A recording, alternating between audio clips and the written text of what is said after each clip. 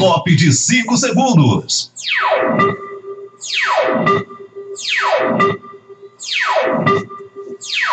Está entrando no ar. Programa Flávio Azevedo. Entrevistas, as principais notícias de Rio Bonito e região. E a sua participação. Programa Flávio Azevedo.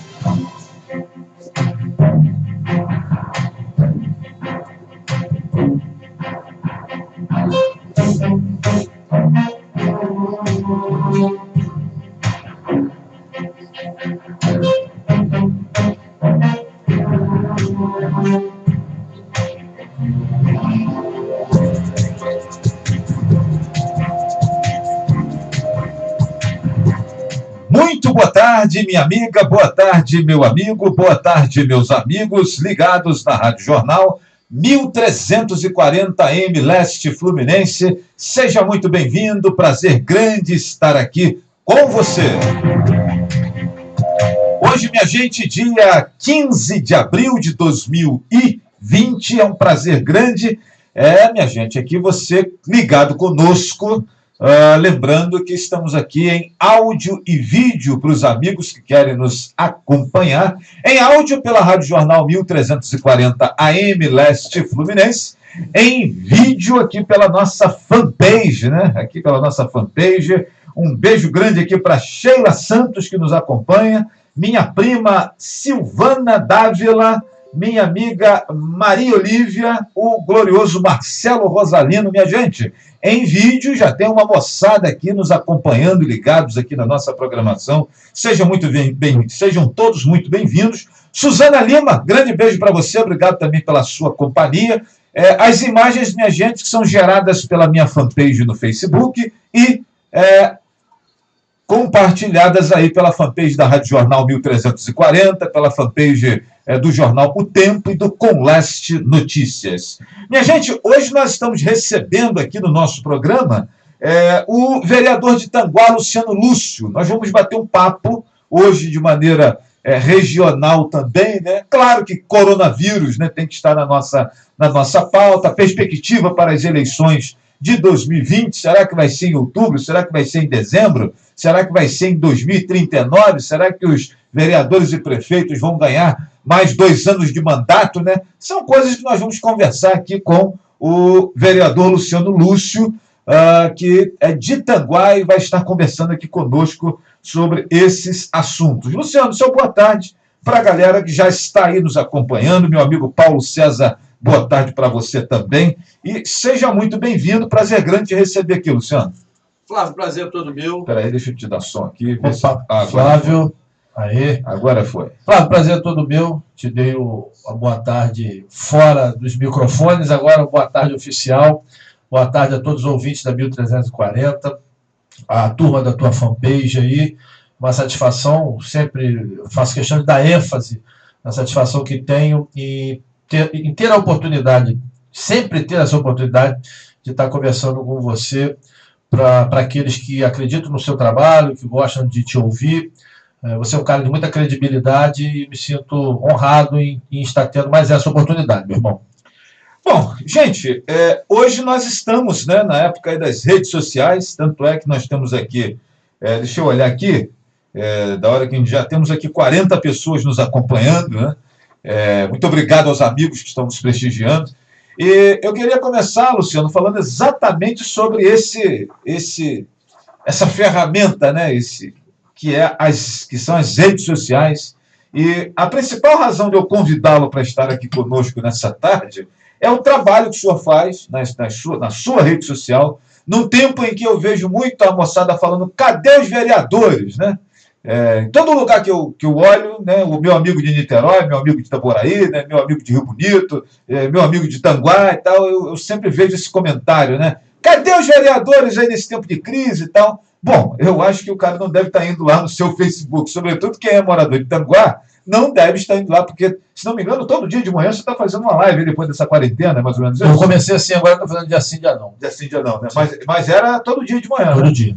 Beleza, então, e já de algum tempo, né, que Luciano é um dos vereadores que mais utilizam as redes sociais, com lives e tal, está sempre nesse trabalho. Eu acho que isso é muito importante, né? Eu venho reclamando bastante dessa comunicação institucional e dessa comunicação da classe política com a sociedade. E a comunicação que eu estou falando aqui não é aquela comunicação com o Facebook da prefeitura, não é aquela comunicação que o sujeito faz ali através de uma artezinha que a equipe de marketing dele prepara. Não, é esse tete a tete mesmo, é esse olho no olho, vir a público, que seja 10 minutos, 5 minutos de conversa com a população. Eu percebo, se você quiser discordar de mim, vereador, pode ficar à vontade, mas eu percebo a população, de certa forma, desorientada, com tanta informação, com tanta insegurança em relação a coronavírus, desemprego, e isso, e aquilo outro, uma série de questões. E as nossas lideranças, muitas delas, e aí eu não falo aqui somente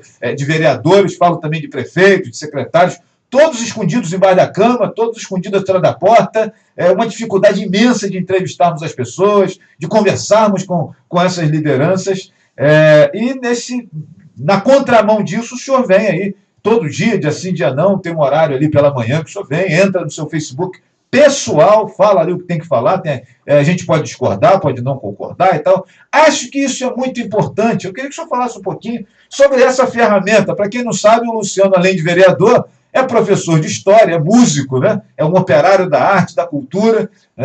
Então, minha gente, é alguém que tem aí autoridade para falar de alguns assuntos interessantes como esse, por exemplo. Como é que o senhor vê essa questão das redes sociais, né? E a importância dela, né? O aspecto que tem muita bobajada e muita porcaria na rede social, a gente sabe. Mas tem muita coisa bacana também. Agora, a gente precisa também procurar garimpar aquilo que é bacana para a gente acompanhar. Que leitura que o senhor faz, né? Na condição de professor de história, de político, de agente cultural, dessa ferramenta chamada rede social?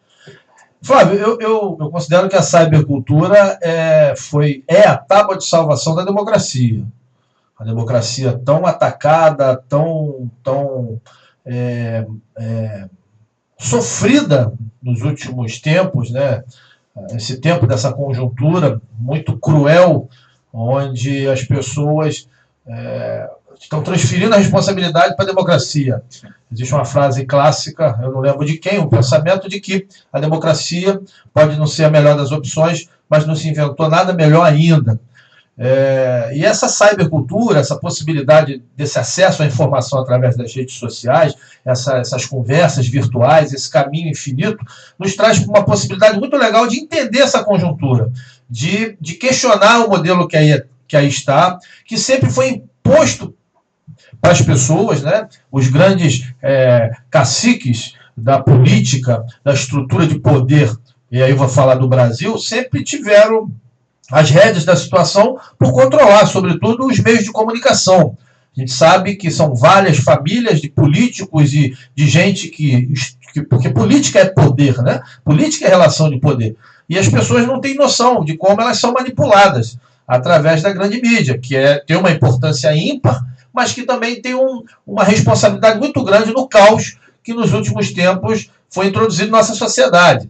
E esse papel de recuperar e mostrar que o problema não é da democracia, e sim de como esses caras, como esses poderosos, esses grupos políticos, essas famílias tradicionais, como esse pessoal manipulou a democracia representativa, né? Que é essa democracia que nos permite votar, ser votado, escolher os nossos representantes, quem vai falar pela gente. Esses caras começaram a ter um problema muito sério quando as pessoas começaram a trocar ideia, a entender que essa ferramenta permite a liberdade de pensamento, você falar com qualquer um, em qualquer parte do mundo, em tempo real, de qualquer assunto, independente da situação econômica e social de cada um. Por mais que a gente sofra também com os intelectuais e sabe tudo de tudo, né? As redes sociais têm isso, todo mundo virou especialista de tudo. Mas, de qualquer maneira, ali é uma liberdade como nunca antes vista e que torna impossível o controle como ele existia há pouco tempo. Então, essa conjuntura hoje... Só te interrompendo rapidamente, parafraseando aquele ex-presidente presidiário, nunca na história desse país. Nunca na história desse país. Então, hoje, isso é fundamental. É fundamental para a gente ter liberdade para fazer as nossas colocações, para as pessoas terem acesso a informações que elas não teriam. Tanta gente importante que conhece o que está acontecendo nos bastidores desse jogo de poder monstruoso que a gente está vivendo agora, onde o coronavírus e o Covid-19 é só um pano de fundo, para uma guerra entre poderosos e onde a gente percebe que o que menos está importando de verdade é a população. E sim a estrutura de poder que todo mundo quer administrar, todo mundo quer ter o controle. E as pessoas hoje começam a entender, mesmo que muitas das vezes sem ter uma profundidade conceitual dos assuntos, mas está muito claro. Então fica difícil você enganar as pessoas como se enganava antigamente. Tem gente que gosta de ser enganada, aí é diferente. Mas no fundo, sabe o que está acontecendo. Então eu sou um fã de tudo isso que está acontecendo. Como eu disse, tem um lado bom, um lado ruim, né? Um lado negro da força também, mas essa cybercultura, essa possibilidade, nos trouxe uma realidade que aí vem o grande mérito. Eu sempre falo, eu não sou bolsonarista, mas também não sou alguém que participo dessa briga louca, né, entre os que querem desqualificar a todo custo e os que querem idolatrar a todo custo. Eu acho que o grande cara, inclusive eu li um livro recentemente, a eleição da disruptura, a eleição da disruptura, que fala exatamente da sacada dessa galera, que foi da turma do Bolsonaro, em perceber dessa estrutura de poder que estava sendo ruída e desacreditada, e a possibilidade de usar as redes sociais para trazer uma outra realidade, para se questionar, para se ouvir as pessoas. No momento que as pessoas questionavam corrupção, no momento que as pessoas não acreditavam na estrutura do poder, quem conseguiu fazer essa leitura foi exatamente o cara que é chamado de tosco. Foi o Bolsonaro que conseguiu entender isso. Tanto que chegou ao poder potencializando isso. E as eleições nunca mais serão as mesmas. Esqueçam tudo que a gente viu até aqui. A tendência natural é que os processos eleitorais sejam moldados pelas ideias, pelos princípios daquilo que norteia essa comunicação através da cybercultura. O mundo não será mais o mesmo, independente de coronavírus e de Covid-19. Não se dá mais para pensar da forma que se pensava política, estrutura de poder, a administração, como infelizmente a maioria dos nossos governantes continuam cegos. O fato de você não gostar de rede social é uma coisa. Agora, você tem que entender que ela faz parte da vida de qualquer cidadão da face da terra.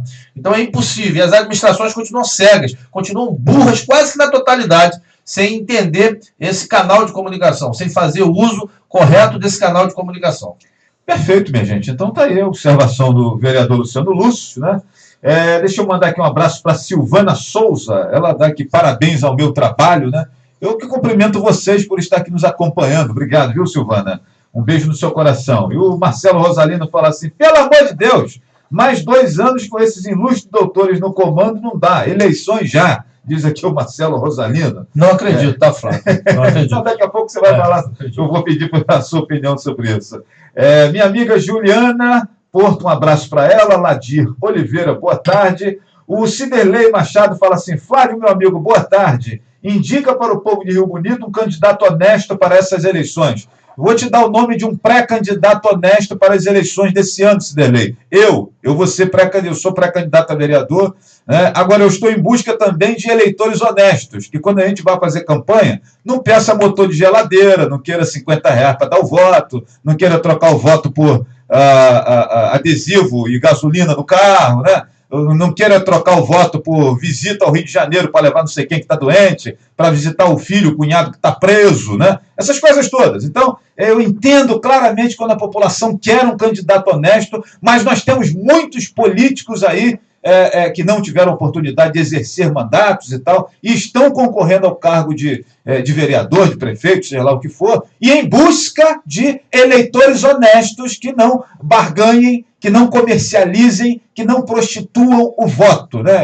Isso é extremamente importante. Então, um cara honesto, para você votar, eu já te dei a dica. Eu sou pré-candidato a vereador, né? Agora, eu estou em busca de eleitores honestos, né? A gente está conversando com gente aí. Flávio, tem um quintal lá em casa que tem 50 pessoas, né? Nós estamos precisando de uma telinha lá, então você vai lá, faz uma reunião aí.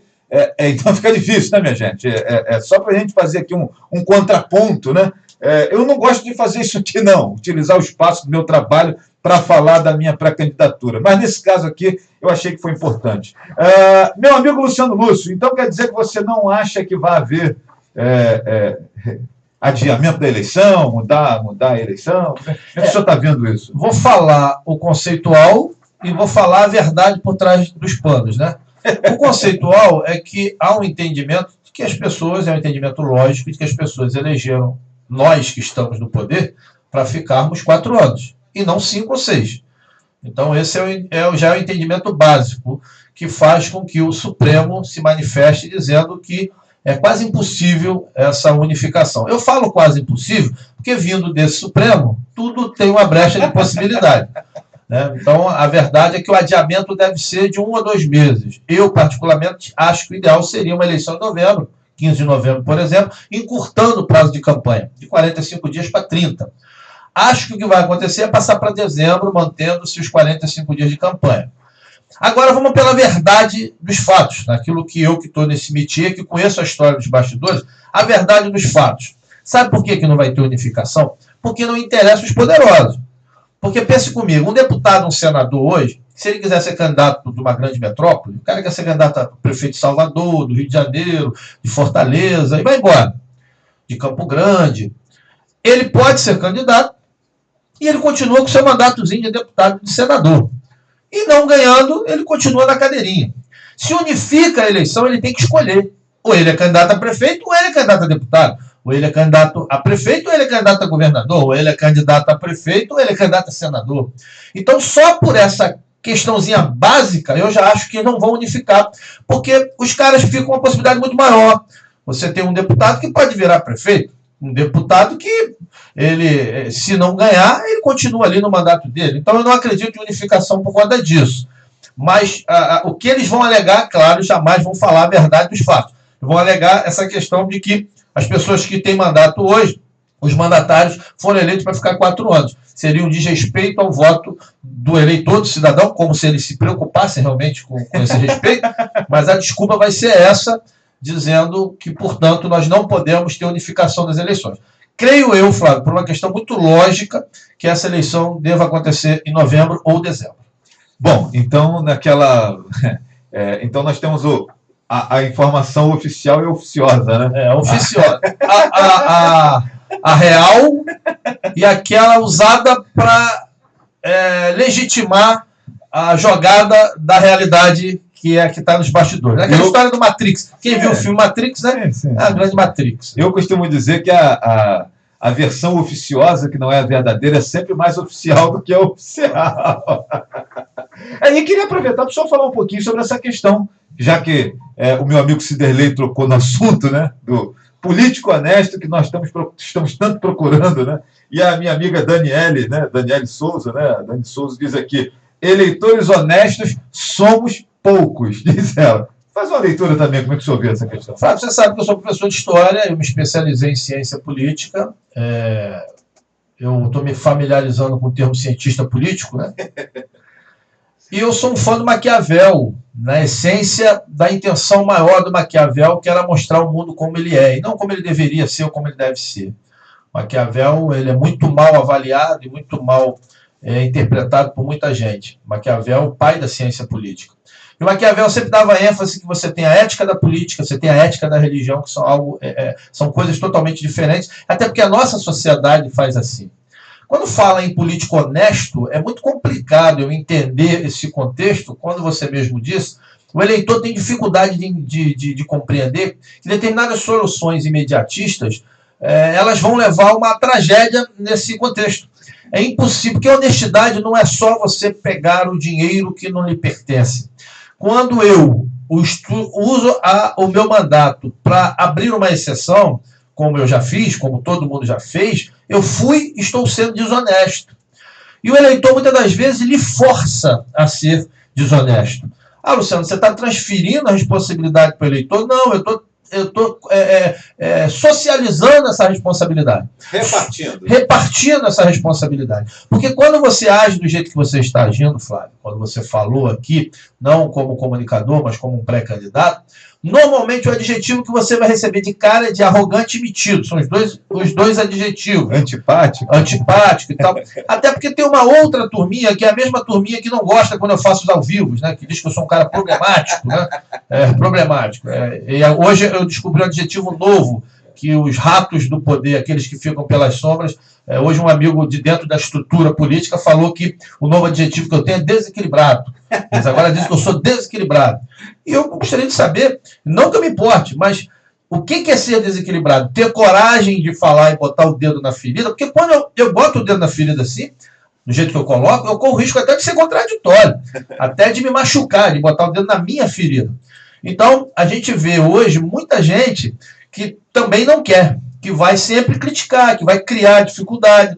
A gente tem gente aqui, conhece políticos, né, que são tidos como os amigos do povo, que criam uma estrutura doente, viciada, que te socorre numa emergência, que socorre seu filho, sua mãe, sua avó, e você fica grato pro resto da vida, e você não percebe que aquele socorro que ele lhe deu, normalmente foi um privilégio que ele tirou de alguém, que ele te socorreu, deixando muita gente morrer na fila até o seu pai, sua mãe, o seu tio, sua avó precisar daquela ajuda. Virou privilégio para ele, que foi atendido, mas retirando o direito de alguém que estava ali. Já com certeza. E a lógica da estrutura política, aí eu vou falar de uma ética do princípio da política, vamos falar aí do século VIII, antes de Cristo, né? Vamos falar com o professor de história, daquela lógica do processo democrático, da política, que o princípio básico era ser ético, era ter moral, era trabalhar para a coletividade. Hoje se fala isso, não se pratica, e a maioria dos políticos nem sabe o que é trabalhar para a coletividade. Ele acha que trabalhar para a coletividade é encher uma Kombi com 15 pessoas, então ele está atendendo 15 pessoas na coletividade, quando na verdade ele deveria estar fortalecendo um sistema de saúde e de assistência social para que as pessoas chegassem nessa estrutura sem passar por ele. Só que se não passar por ele, ele vai sair do poder, porque ele não tem mais nada a oferecer que não seja isso. Então, é desagradável para o ouvido de alguns, mas essa é a verdade. Se a gente pegar os países mais desenvolvidos, né, é outro problema, quando você vai citar um país desenvolvido, você não pode comparar. Parece que a gente está botando também a mão no vespeiro, porque quando a gente compara, a gente faz as pessoas abrirem os olhos também. Você vai, não vou falar dos tradicionais, não. Vai numa Finlândia, igual ontem estava uma reportagem falando de como a Finlândia é o país mais preparado no mundo para agir e combater problemas como esse. Eles têm lá depósitos subterrâneos de tudo que você pode imaginar. Eles estão sempre preparados. Se tiver uma crise e faltar em todo lugar, na Finlândia não falta. Porque na época dos conflitos, da Guerra Fria, da possibilidade da União Soviética invadir aqueles países nórdicos, a Finlândia, e todos eles, Suécia, Noruega, todo mundo se preparou. Os outros não seguem mais essa linha. A Finlândia segue. Parece filme de ficção. Eles têm depósitos subterrâneos de tudo que você pode imaginar, de matéria-prima para remédios a matéria-prima para armas. E eles sempre mantêm isso por 5, 6 anos. A Finlândia hoje, você pode pesquisar, é o país mais preparado no mundo para lidar com a Covid. Inclusive, não sei se eu vou falar. Só teve uma morte lá. É isso que eu ia falar. Eu acho que só tem uma morte no país. Só.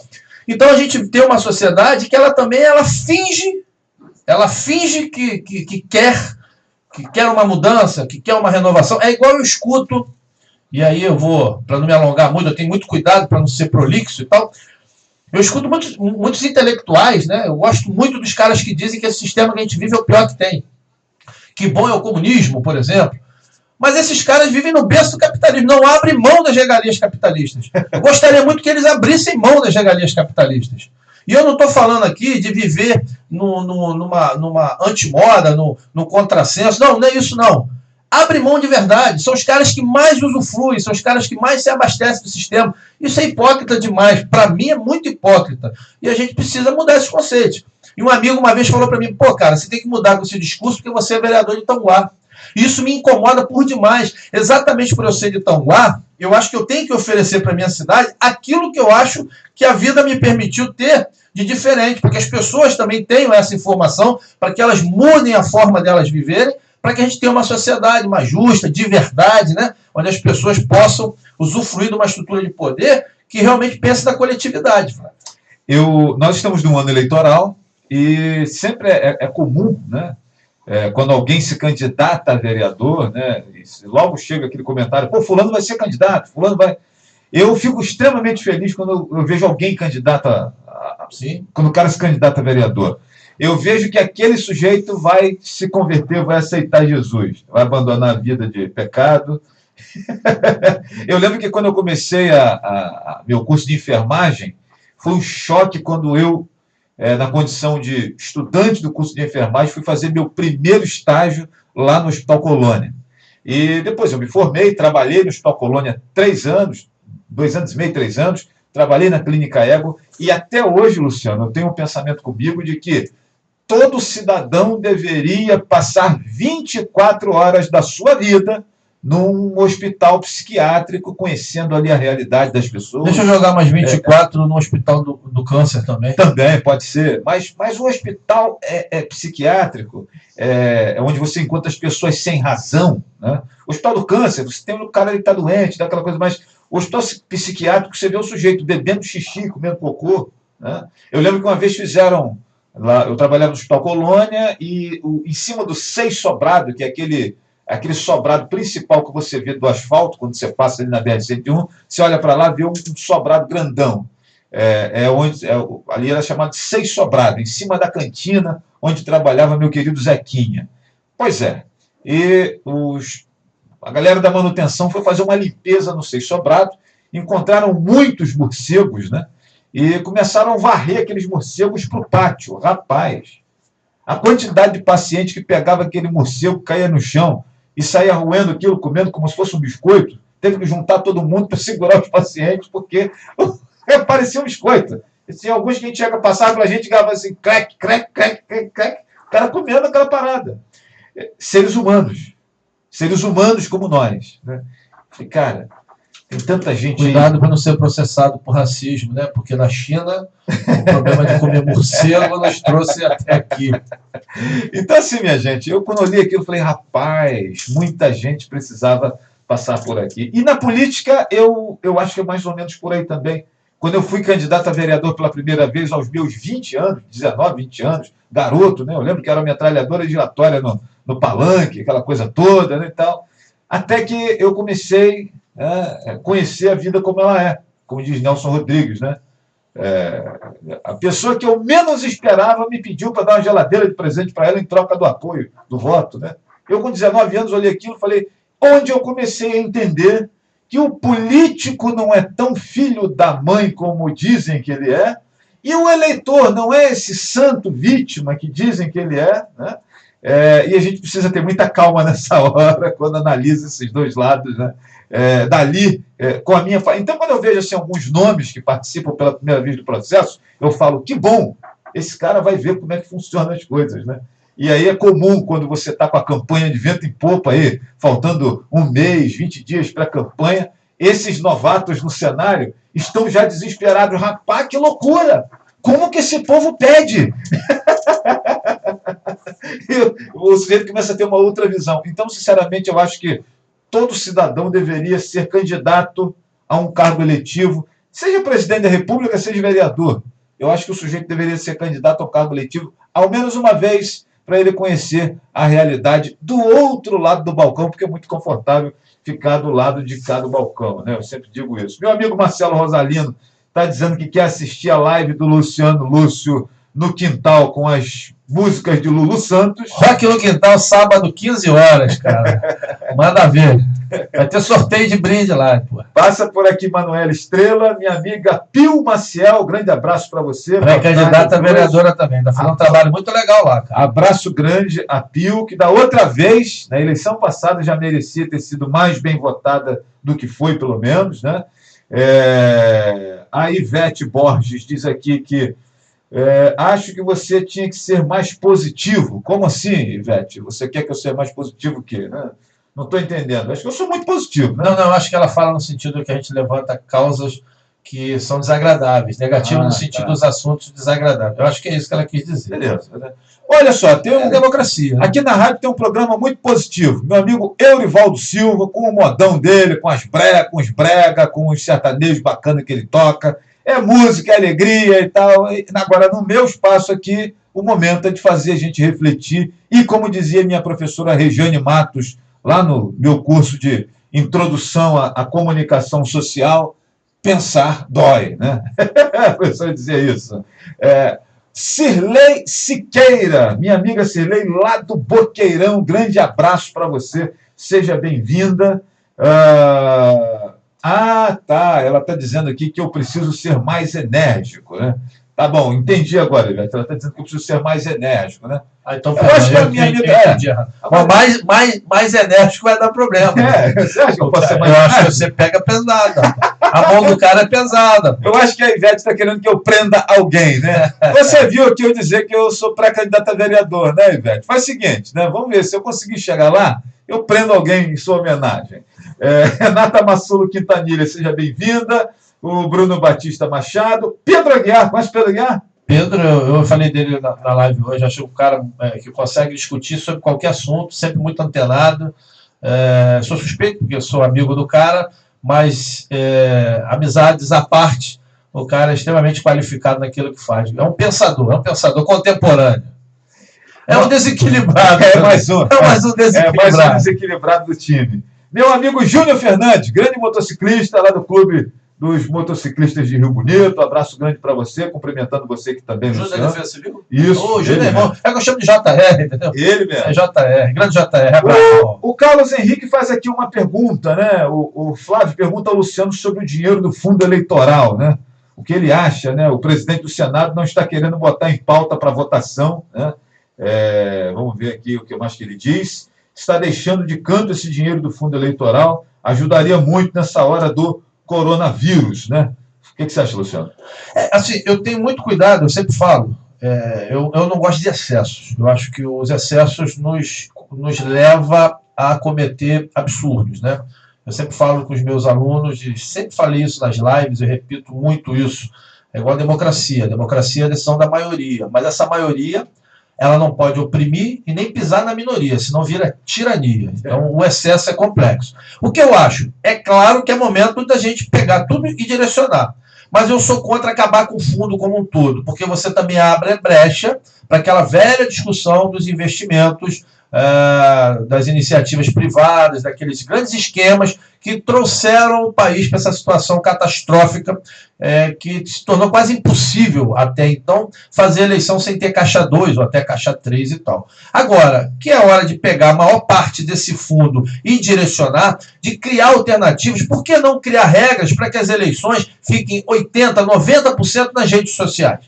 Por que não transformar a campanha em algo mais virtual? De menos poluição, de menos sujeira. E aí você pode manter o fundo, mas no valor bem abaixo desses bilhões que estão disponibilizados, né? Assim, eu acho que é o momento de se fazer isso, da mesma forma que eu sempre falo das emendas impositivas. Nós temos uma sociedade de hipócritas, de políticos hipócritas. E aí o louco do Bolsonaro, que é maluco, né? Ele não é estadista, mas é coerente quando ele faz essas classificações, e tem até maneirado no que é o Congresso. É uma grande jogada, é uma grande transação. As câmaras também costumam transitar nessa lógica e os políticos acham normal. Isso não é negociação, gente. Política é arte da negociação. Virou tudo negociata, né? Então, as emendas impositivas normalmente são emendas que poucas vezes o povo é consultado. Às vezes uma comunidade não quer uma quadra, mas a quadra é o que vai dar o percentual de lucro maior e da empresa que precisa fazer para dar o dinheiro para o político. Então, as emendas, as ditas impositivas, o que são impositivas? Aquela que o deputado coloca e agora o presidente tem que cumprir, o governador tem que cumprir, e em breve os municípios vão acabar aderindo isso. Essas emendas deveriam ser quase que na totalidade também direcionadas, nesse momento, para o combate ao coronavírus, para a preparação dessa estrutura de controle da pandemia. Então eu vejo o fundo eleitoral, e muito pior que o fundo eleitoral, é o fundo partidário. Aí é a bandaneira, que é um dinheiro que, independente da mudança, que é o que faz que todo mundo quer montar partido. Vocês podem observar por que o Brasil tem tanto partido. Porque é uma facilidade muito grande, são milhões de fundo partidário, que banca muita gente, que enriquece muita gente. Quando eu vi deputados falando em fazer leis para doar 50%, para diminuir nesse momento 50% dos seus salários, seus subsídios, são hipócritas, são covardes, porque isso não resolve o problema de ninguém. Salário é reconhecimento do trabalho realizado, não é essa a solução. Eu quero ver eles proporem, e isso eu quero ver, eu não vi e não vou ver. Abrir mão de auxílio, paletó, de verba de gabinete, do fundo partidário, porque é aí que está passagem aérea. O salário deles é o que menos importa. Então, assim, para fechar no fundo eleitoral e fundo partidário, não acho que tem que acabar, mas uma redução drástica, 70%, 80% nesse momento, de direcionamento para esse combate do coronavírus e mudança da regra. Menos campanha de rua, menos carro de som, menos papel, menos faixa, menos bandeira e mais trabalho virtual. Vamos usar a rede social. Só que tem medo, isso não é para qualquer um. Rede social não é para qualquer um. Tem muito frouxo que ele vai utilizar o quê? O poder econômico e a dificuldade da população. E ele mapeia durante o ano os locais de maior dificuldade, para durante a eleição chegar para aquelas pessoas carentes que têm uma dificuldade real e vender aquela solução para garantir suas eleições. Então eu acho muito difícil essa minha proposta, isso que eu estou propondo aqui no ar, mas seria o caminho mais viável, na minha opinião. Aliás, lembrar aqui para o eleitorado que sem o fundão, sem fundo partidário, sem essa grana toda aí, pessoal, não tem tijolo, não tem areia, não tem cirurgia bariátrica, aquela laqueadura de trompa lá que o cara está correndo atrás. Sabe qual é? Aquele presente que você pede lá, o banco da igreja, as janelas daquela congregação, né? O jogo de camisa para o time de futebol que você vai... O bolo do aniversário de 15 anos da sua filha. Nada disso vai ter sem um fundão, galera, né? Então, assim, será que realmente nós queremos acabar com o fundão, né?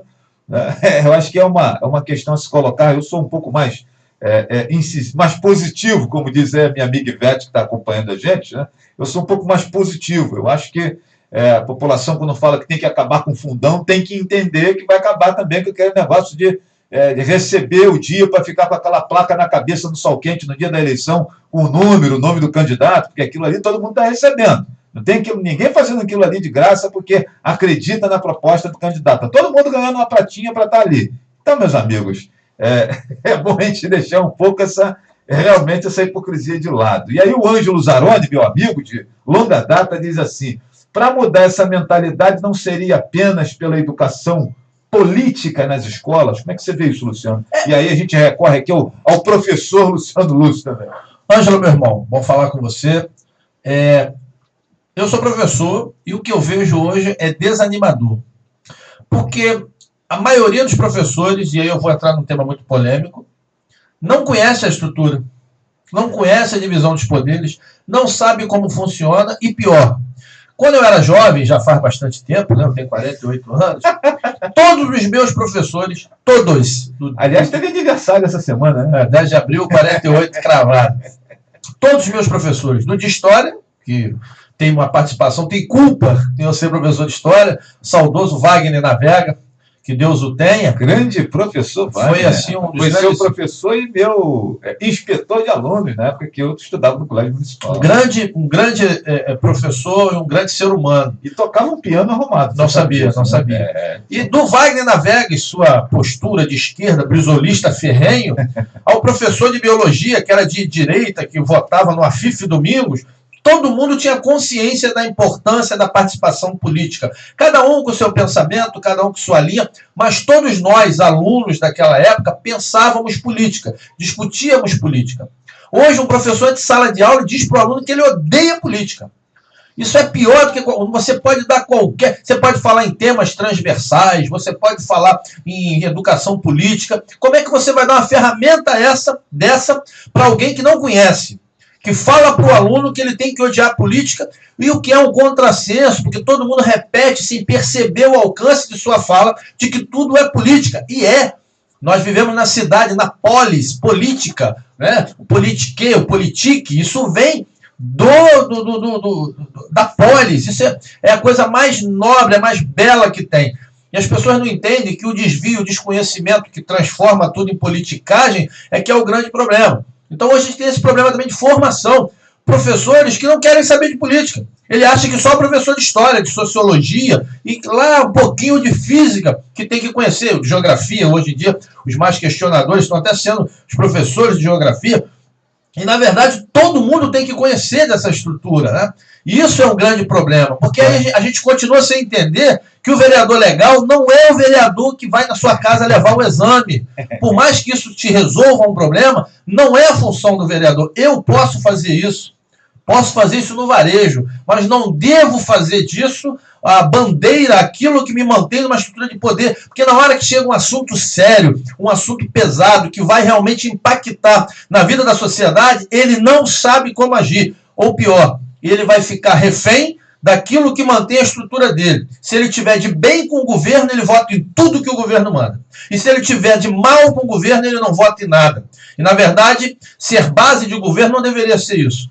Eu sempre falo, ser base de governo é pegar tudo aquilo que você vê de problema e não jogar para baixo do tapete, chamar o governo e tentar resolver com o governo num processo de construção. Se você é oposição e percebe um dano, algo sendo mal conduzido, você vai trabalhar o processo de desconstrução daquele governo, porque você é oposição. Mas essa é a função daquele que te representa. E hoje a gente tem essa dificuldade, porque coisas que eu nunca podia imaginar ver, eu vi na última eleição. Colegas professores que quando eu bati na porta e falei, gente, estou aí, vamos tentar mais um mandato de vereador, vamos para representatividade. E aí um professor virou para mim e falou assim, tá, mas você está pagando quanto de boca de urna? Eu nunca pude imaginar ouvir isso de um professor. E aí aquilo que eu falei, é um ciclo vicioso. É o político que causa esse dano ao eleitor ou o eleitor que causa esse dano à política? É Tostini vende mais porque é mais fresquinho ou é mais fresquinho porque vende mais? O ovo ou a galinha? Quem veio primeiro? Então, é esse problema, e aí eu concordo com o Ângelo, só que vai além, Ângelo. As pessoas têm que se conscientizar que elas têm que ter responsabilidade política. E eu vou finalizar sobre isso que o Ângelo Zaroni levantou aqui. Eu vou finalizar. Eu perdi até a linha de raciocínio aqui. Estava falando, peraí. Eu tenho uma mania, eu falo com meus alunos que eu começo o raciocínio e vou lá na frente. Educação política em sala de aula. Não, mas eu ia dar um gancho final aqui. É horrível isso, esquecer no ar é uma beleza, né?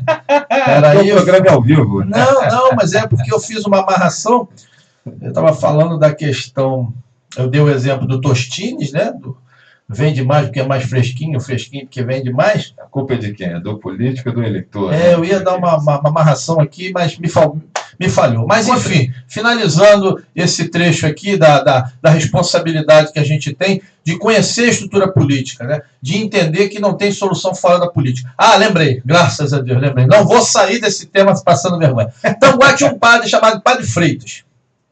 Um padre que criou muita polêmica quando passou por Tanguá, por vários motivos. Mas tinha uma coisa que eu achava sensacional no Padre Freitas. Eu fui a várias missas que, em determinado momento, ele baixava lá um stand, um banner, política. E ele ia discutir política. E as pessoas ficavam horrorizadas, alguns ficavam horrorizados. E eu acho isso sensacional, porque não é partido, não é partidarizar, é mostrar que o cristão, mais do que qualquer um, tem que entender que o servir, a solidariedade, a caridade, sobretudo a justiça, o cuidar do outro, que cidadania é isso, é cuidar do outro, passa pelo entendimento político, isso é política. E as igrejas têm que discutir política, assim, não é escolher o seu candidato, o pastor escolher o candidato e empurrar a goela abaixo do fiel, não. Não é isso. É trazer os fiéis para uma conscientização. O que é bom para a sociedade? O que é bom? Quais os temas que são bons para aquela doutrina? O que nós temos que seguir naquilo que a gente acredita? Como a gente põe isso em prática? Aí sim, você vai criar uma sociedade que vai saber cobrar do político aquilo que deve ser cobrado. E aí a gente vai ter um nível de representatividade muito maior. Porque esse monte de esterco que nos representa, infelizmente, a maioria dos nossos representantes são pavorosos, esses, ao invés de se meter na política, eles vão correr. E hoje é o inverso. Quanto mais qualificado você é, mais você quer ficar fora do contexto. Quanto menos perspectiva você tem, você quer entrar como uma forma de ascensão social e econômica. Se a gente molda a sociedade, para a sociedade entender essa dinâmica, esses espertalhões eles vão correr. Porque na hora que um cidadão começar a abrir a boca e questionar, ele vai ficar tão desesperado que ele nunca mais vai se meter nisso. Beleza, minha gente. Estamos recebendo hoje, aqui no nosso programa Flávio Azevedo, o vereador de Tanguá, Luciano Lúcio, conversando aqui conosco. Deixa eu mandar um abraço aqui para minha amiga Nelma Sá. Boa tarde, Flávio e Luciano Lúcio.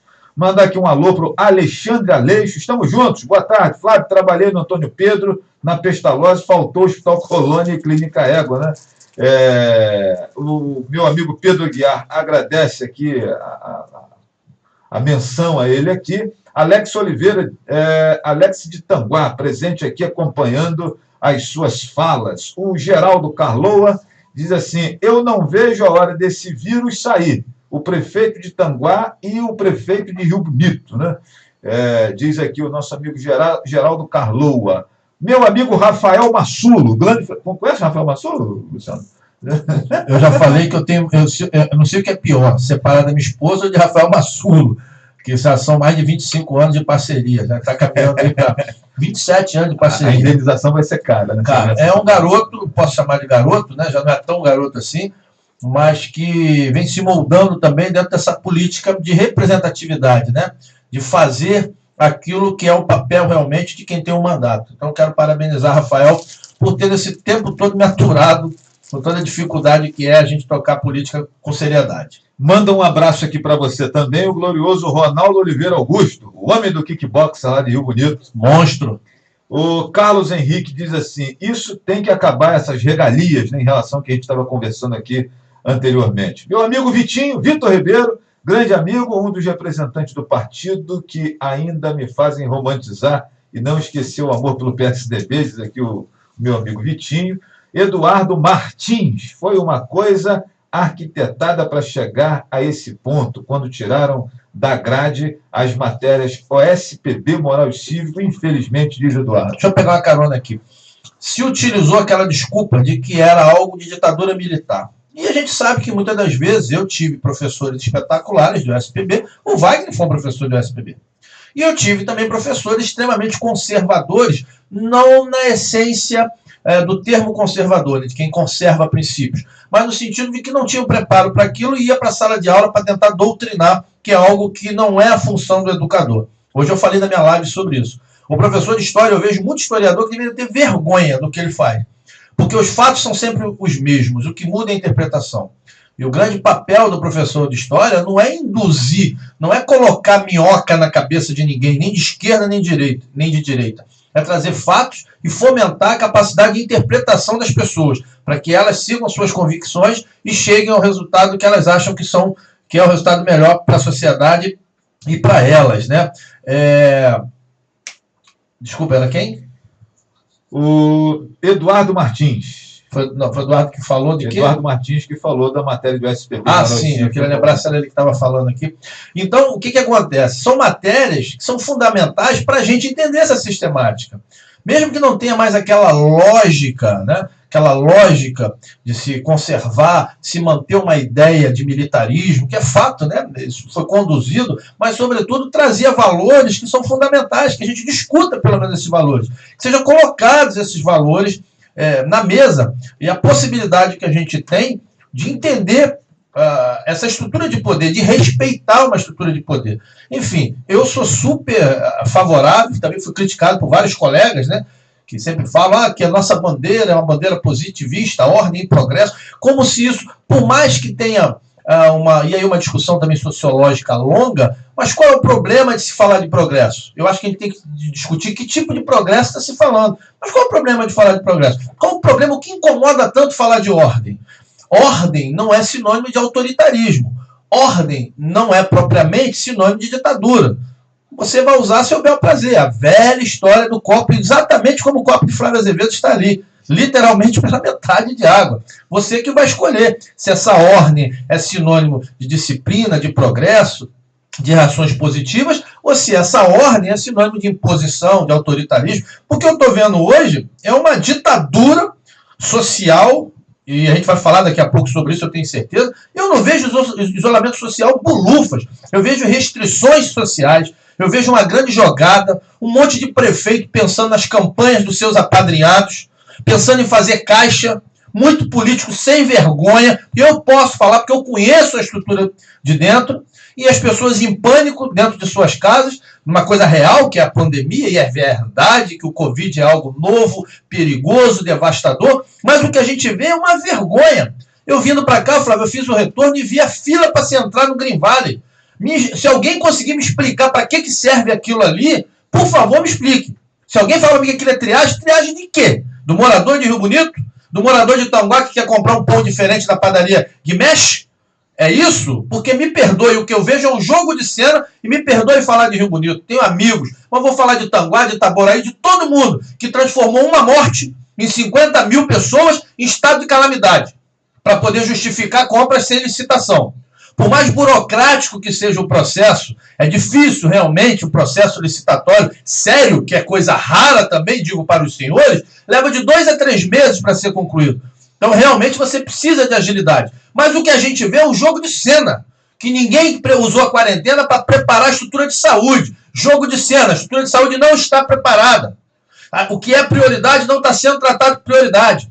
Pessoas falando de isolamento que não praticam isolamento e que não entendem também que é fácil para mim falar de isolamento. Eu falei hoje na minha live também, meu filho nunca passou fome.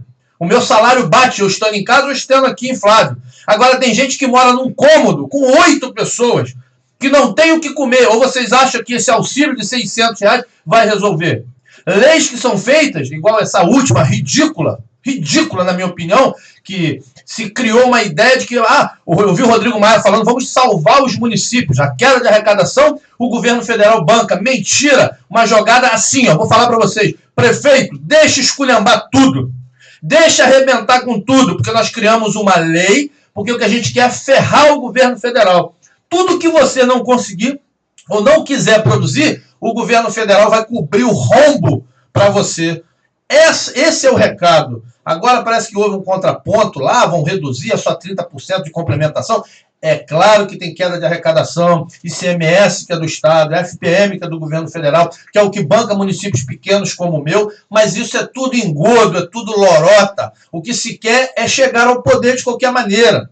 O que a gente vê é um monte de prefeito irresponsável, um monte de gente ficando rico em vários municípios, com compras absurdas, investimentos em saúde absurdos, totalmente desconectados da realidade.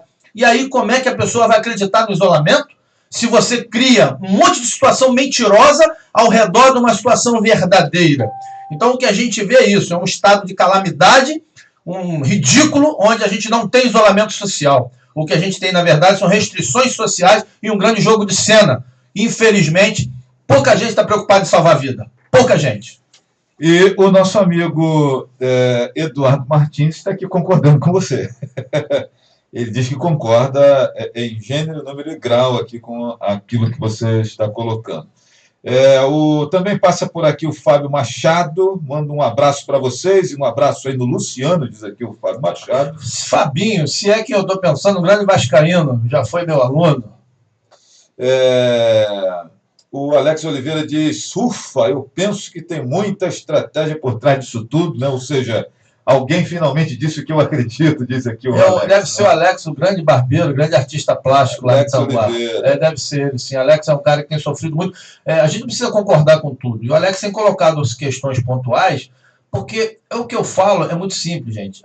Aquela história do excesso que é perigoso. Ele só acrescenta aqui um fato importante. Estratégia política. O povo da posse, Muriqui, Mutuapira, Tomascar, estão à espera de um milagre, porque muitos não têm como sair para comprar seus mantimentos. O que a Rio Ita me faz? E me desculpe, eu não sei se a Rio Ita é patrocinadora do programa, se for também, esse programa não é meu. É uma vergonha o que essa empresa está fazendo. No momento que a gente vê as empresas, e aí os profetas do Apocalipse, né, criticam, mas o que tem o Itaú doar 1 bilhão? Ele ganha muito mais. É claro que ganha muito mais. Mas está doando 1 bilhão, a loja americana 45 milhões, a Rede Dó 120 milhões, fazendo hospital de campanha, kit de tudo que você pode imaginar. O iFood fez agora aí 52 milhões num fundo para socorrer os pequenos restaurantes e os entregadores aqueles que não estão trabalhando. Enquanto essas pessoas estão fazendo isso, Flávio, enquanto a gente vê isso, empresas como a Rio Ita vão ao contrário. O que ela tinha que fazer agora? Abrir mão do lucro, aumentar o número de ônibus, para que os ônibus andem vazios, sim, com 5, 6, 10 pessoas. E o que eles estão fazendo? Tirando ônibus das linhas deficitárias, como a posse não tem ônibus. Você tem um decreto municipal que diz que pode ter. Infelizmente, as linhas são intermunicipais. O vereador não tem poder sobre linha intermunicipal. E o que eles fazem? Os ônibus estão lotados. Por isso que eu digo, não existe isolamento social, existe hipocrisia. Você vê um ônibus da Rio Ita, acho que você botou uma matéria, não sei qual foi o jornalista, que botou um ônibus lotado com as pessoas em pé, porque o que a Rio Ita fez? Um cálculo perverso. Eu tenho que diminuir para manter minha margem de lucro. Cadê a cota de sacrifício? Mas aonde os deputados vão cobrar isso? Não vão. Os deputados de nossa região não vão, porque a caixinha da FETransport continua existindo. Falo sem medo, com legitimidade, porque todo mundo sabe o que é a caixinha da FETransport. É você, meu amigo, que paga passagem cara, que anda em pé, no ônibus sem ar-condicionado, que passa essa dificuldade agora, porque o dinheiro tem que ir para a caixinha da FETransport. Eu pensei que a dita renovação da LERJ ia acabar com isso. Pode até ter diminuído, Fábio, diminuído. Mas existe uma bandalheira. Sabe quando que esses deputados vão respeitar uma empresa? Sabe quando o Detro, de fato, vai fazer uma lei, um decreto desse funcionar? Nunca, enquanto existir caixinha da FETransport. O Pedro Mendes diz assim, cheguei agora e estou de total acordo com o vereador, falou tudo, né? Gostei do professor, diz o Alexandre, gostaria de saber para que uma estratégia de hospital de campanha, né? O Luiz Cláudio Souza também concorda, né? Tem aqui a galera fazendo aqui todas as concordâncias, e assim, Luciano, eu penso que hoje, inclusive, eu escrevi sobre isso na minha rede social, nós estamos aí com um mês dessa suposta quarentena, né? Desse afastamento social. E eu sinto falta de, a cada semana, o tal gabinete de crise se reunir e discutir o que funcionou, o que não funcionou, né? Em Rio Bonito, por exemplo, os ônibus da São Geraldo estão andando lotado porque foram reduzidos pelo decreto. O decreto municipal reduziu os ônibus. Então, volta ao que era antes, né? As pessoas continuam circulando, o que está acontecendo? Estamos comunicando mal, o que está vendo, né?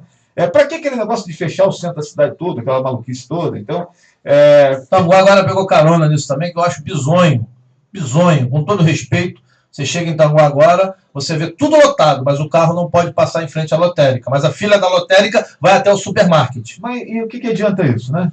Para justificar decreto de calamidade. Você está entendendo? Então, assim, cara, o que eu acho é que passou uma semana, senta o prefeito, gabinete de crise, chama a representação do comércio, CDL, Associação Comercial, as lideranças ali, Câmara de Vereadores, chama todo mundo. E aí? O que funcionou? O que não funcionou? Bom, isso aqui não funcionou, vamos mudar. Isso aqui vamos voltar ao que era antes, né? A cada semana vai fazendo esses ajustes.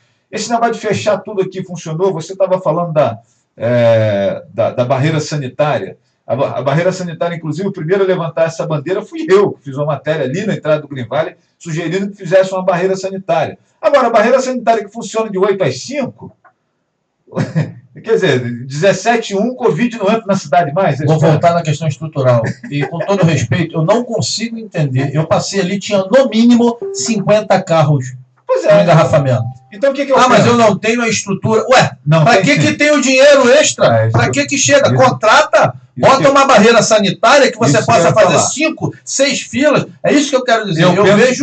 Eu penso que em Rio Bonito, né? Rio Bonito, que é a cidade que eu conheço, nós podíamos ter 5 barreiras sanitárias. Bela Vista, ali no Green Valley, a entrada da Praça Cruzeiro, lá na Ponte Seca e na descida do Boqueirão ali. São os principais acessos. O restante você pode até fechar, digamos que as saídas menores você fecha, e as principais coloca a barreira sanitária na entrada.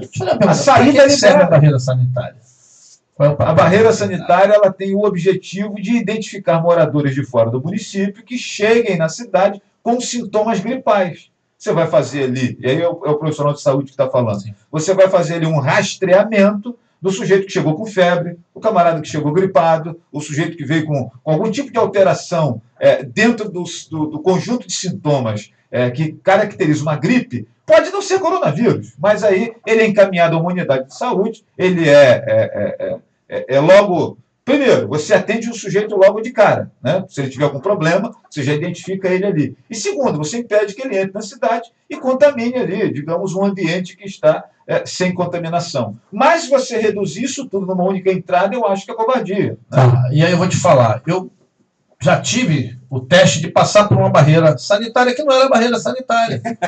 Onde uma pessoa pergunta o que você vai fazer na cidade, que não interessa. Não te interessa a resposta. Flávio, esse é o questionamento que eu faço. Eu fui em Silva Jardim. E Silva Jardim foi totalmente diferente. Eu cheguei, fui parado na barreira sanitária, o cidadão olhou para mim, falou, opa, tudo bem, você é morador de Silva Jardim? Não, eu vim aqui resolver um problema, tudo bem, como é que você está? Está resfriado? Não, estou bem, você quer falar? Não, tudo jóia e tal. Existe uma diferença, uma barreira sanitária e algo que as pessoas não estão nem qualificadas, não sabem nem o que elas estão fazendo. Virou uma triagem.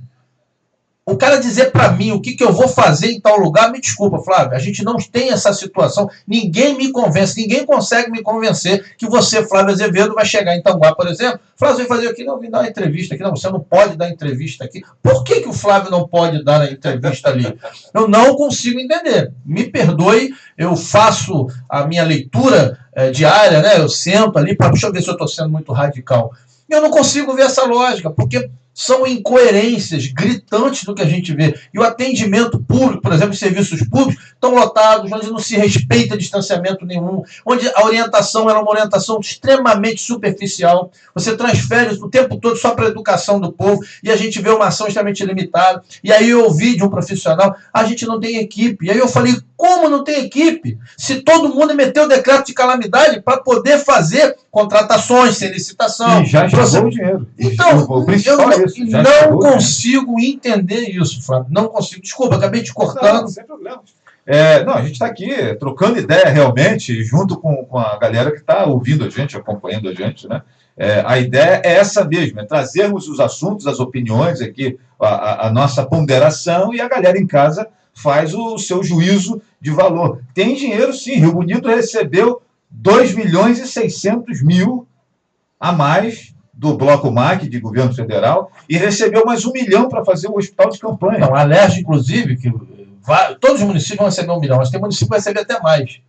Se a gente começar a ver o que está chegando de recurso extra, e aí a gente começa a se questionar. Então você não tem recurso para contratar um técnico de enfermagem? É o que eu falei. 3 meses o que é colocar ali? Então, agora fez um processo seletivo, que eu bato palma, né? Algumas pessoas pensam que eu só critico no sentido de desconstrução. Pelo contrário, eu tenho elogiado muito a assistência social de Itanguá, com toda a dificuldade. Como eu estou hoje, eu fiz uma crítica. Não sei se a secretária me respondeu, porque desde o momento que eu recebi o convite para vir aqui até meia hora antes de eu chegar, ninguém me disse como estava o cumprimento da lei de entrega dos gêneros alimentícios nas residências. Porque tem que ver com a procuradoria. Isso é urgente. Falecido Betinho, saudoso sociólogo, dizia: quem tem fome tem pressa. Isso tem que ser resolvido para ontem. É muito cômodo para mim. Aí eu tenho que analisar com calma. Aqui, para tudo, senta, isso é urgente. Várias de nossas crianças só se alimentam bem quando estão na escola. Infelizmente, é fato. Você tem uma lei federal que te dá uma ferramenta de transformar aquela merenda, aquela alimentação escolar, aquele recurso em algo que vai chegar direto para as famílias. E você vai levar uma semana para resolver? Na minha cabeça não entra. Bom, eu queria até aproveitar voltar aqui àquele assunto da Rio Ita, que eu acho que é importante, Luciano, porque é comum, né, nas rodas de botequins, né, conversas em barbearia, bancos de praça, filas da lotérica, né, esses espaços de aglomeração de pessoas antes do coronavírus, né, e que parece que agora, pelo menos a fila da lotérica está maior, nós ouvimos que, não, mas os vereadores e o prefeito de Itanguá, de Rio Bonito, né, recebem lá uma caixinha, um dinheirinho da Rio Ita, para não deixar o ônibus entrar na cidade, para não fazer isso, para fazer de conta que não viu aquilo. Minha gente, a Rio Ita é uma concessão estadual. E assim, eu, se fosse dono da Rio Ita, eu não dava um centavo para prefeito e vereador nenhum. Porque quem manda na minha concessão é o governador e os deputados, né? Então, se eu tenho que fazer caixinha, é para esses caras. Mas queria que você falasse um pouquinho sobre esse comentário que existe há mais de 20 anos, né? Todo final de ano o vereador ganha um gol 0 quilômetro. Eu nunca vi ninguém de gol. Então, fala um pouquinho sobre isso, Renan. Flávio, eu tenho sido um crítico de várias ações do governo. Eu vou falar de Itanguá, tá? Do governo Valber, o governo que eu faço parte. Acho que na reta final o governo se perdeu, mas eu tenho que ser justo. Aquilo que deve ser elogiado tem que ser elogiado. Senão você perde credibilidade. Eu vou entrar naquela lógica dos governantes que não conseguem convencer a população da necessidade de isolamento porque estão usando de má fé em várias outras questões. O camarada olha, né? Não é o que você fala, é o exemplo que você dá. Então eu tenho que dar um bom exemplo. Se tem uma coisa que o Valber fez assim que ele entrou, em fevereiro de 2014, ele baixou um decreto, por exemplo, dizendo que todas as vans podiam passar por Itanguá em quaisquer locais, em quaisquer logradouros. O Detro, cabe ao Detro regular isso, é fato. O que o Detro me fez? Passou o rodo, como diz o outro, e proibiu. Proibiu porque a gente sabe muito bem como funciona o Detro, o departamento que era para ser um departamento de fiscalização, fiscaliza meia bomba, por conta de tudo isso, toda essa perversidade, esse conluio que existe com as empresas que nós vamos falar desde o início do programa. Quem está falando desde o início do programa. No caso das linhas intermunicipais, que Itanguá não tem linha municipal, tem município que tem. Você vai para Niterói, não sei se é Rio Ita, não sei qual é a empresa, lá você tem linhas municipais, né? São Gonçalo tem linhas municipais. As linhas municipais, Rio Bonito tem linha municipal. O que é linha municipal? São Geraldo, né? É São Geraldo. São Geraldo. Aí cabe a Câmara de Vereador, sim. Se você tem um problema na linha municipal, vai bater na porta do gabinete do vereador. Estou falando da Rio Ita. Não, sim, eu estou dando um exemplo. Tanguá nós não temos linhas municipais. Várias vezes tentou-se fazer, inclusive, licitações, elas sempre dão vazia porque eles alegam que é deficitário. As linhas que passam por Tanguá são linhas intermunicipais. O vereador realmente não tem poder de articulação dentro dessa lógica. Ele pode fazer o que eu sempre faço, denunciar, e eu parei de denunciar para o Deto faz tempo. Na última sessão eu até denunciei para o Deto. Eu sempre fui para o PROCON, na época CPROCON, Secretaria de Proteção ao Consumidor, que é a Cidinha Campos, que me ajudou muitas vezes. A polêmica Cidinha foi secretária, várias das vezes eu denunciei a Rio Ita. Então, tem uma época ela tirou o transporte para deficiente físico. E a Cidinha empurrou-lhe uma multa, eu sei que em 15 dias estava de volta. Então, essas situações a gente consegue. Mas sobre as licitações em si, a gente não tem interferência, né? Então, assim, não acredito, Flávio. Acho que prefeitos se beneficiam. Muitos prefeitos se beneficiaram de verba ilícita vindo de empresas. Que eu também vou dizer o seguinte, se depositou por dentro, quando podia, e apareceu lá, você, como cidadão, é que tem que avaliar. Eu não vejo problema em nenhum tipo de doação legal. Eu, particularmente, nunca recebi, nem por dentro nem por fora, nunca recebi apoio de empresa de ônibus, né? Até porque eu acho, eu lembro que na época a gente teve um alagamento terrível, uma enchente, então lá, a autopista e a Rio Ita ajudaram muito com cestas básicas, galões de água, e eu dei os parabéns. Aí eu lembro que um cidadão falou, você está defendendo a empresa de ônibus? Não, a gente tem que aprender a separar as coisas. Uma coisa é você falar das linhas, outra coisa é você falar de uma responsabilidade social. O que a gente vê, na verdade, Flávio, é isso. Muitos dos políticos, e aí leia-se deputados, sobretudo, e não vou abrir mão de falar isso, porque é verdade, vocês viram. Não precisa ver o filme Tropa de Elite, não, né? Recentemente explodiu. É só acompanhar o noticiário. Explodiu os escândalos envolvendo. Enquanto tiver essas caixinhas milionárias, os caras vão fazer o que eles bem entendem. Enquanto você está focado em fofoca, que tem vereador recebendo carro, deputados aí, vários deputados estão recebendo caixinha das empresas de ônibus. Verdade. Está aqui o álcool gel aqui do Luciano, está cheiroso, né, rapaz? Esse aqui é com extrato de aloe vera. Sabe o que é isso? Eu não faço ideia. Aloe vera? Aloe vera. Aloe vera não é o mesmo, aquela babosa de colocar no cabelo? Tá de sacanagem. Você acha que eu conheço de babosa? Pergunta a Alex, que é cabeleireiro, que é barbeiro. Eu não entendo nada disso. Sei que é cheiroso. Se não me engano, a aloe vera é a mesma babosa que a mulherada antigamente usava. Não sei, eu sei que é um gel higienizante com aloe vera. Deixa eu mandar um abraço aqui para o meu amigo Júlio César Drummond, que eu tô com saudade dele no caldo de cana do Adolfo, ali no centro de Rio Bonito, ali na Praça Fonseca Portela. Ainda anteontem eu passei lá com a sede danada, falei, pô, cadê o Júlio aqui, cara? Mas, né, quarentena, meu amigo Júlio tem que estar guardadinho, né? Os serviços essenciais são os que estão mais aglomerados, diz aqui o meu amigo Cláudio Moraes, né? Passa aqui e deixa a colocação dele. A minha amiga Ângela Maria Rosa fala aqui da questão dos hospitais de campanha, né? E o gasto disso. Bom, Ângela, eu quero destacar para você que nós temos, e aí eu vou dar a palavra a Luciano depois que eu vou falar aqui, nós temos dois responsáveis principais por fiscalizar esses gastos de campanha que as prefeituras estão fazendo nessa estrutura de saúde. A Câmara de Vereadores, com esses recursos que estão chegando, como está sendo feito, né? E acaba que, por conta do decreto de calamidade, onde o sujeito pode caminhar sem muita preocupação, isso prejudica a fiscalização, complica um pouco mais a questão da fiscalização.